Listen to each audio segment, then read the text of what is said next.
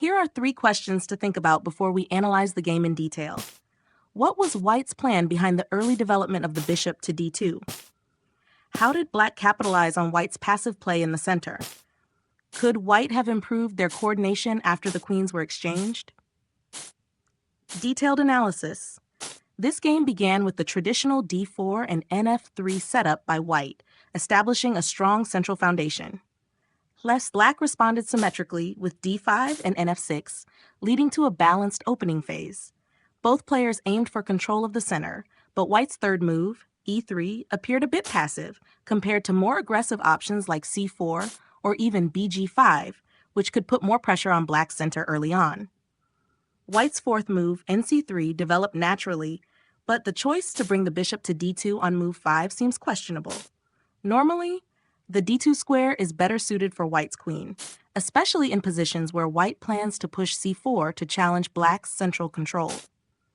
This move hints that White may have been unsure about the best coordination of pieces, as bd2 doesn't exert any immediate pressure on Black's setup. On move 5, Black developed solidly with nc6, controlling key central squares. White's move 6, qe2, again seemed slightly passive, as it doesn't prepare an immediate threat. In contrast, Black chose an active stance by playing e5, challenging White's center. This push led to an exchange on d4, where White recaptured with the pawn, further weakening White's center control. After a few exchanges, the queens came off the board with 11, qc7, and Black began to seize the initiative. While queens were no longer present to dictate play, the middle game still offered dynamic possibilities. White's knight maneuver, nx-d5, looked reasonable, but Black's precise response, 13, nx-d5, kept the position fluid and maintained Black's active piece coordination. One of the most critical points in the game came on move 15, when White played f3. This was an attempt to strengthen White's control over the center and protect key squares, but it allowed Black to launch a decisive counterattack by activating the rooks and focusing on the e1 square. White's rooks were now on the defensive, while Black's pieces became dominant, especially after 16.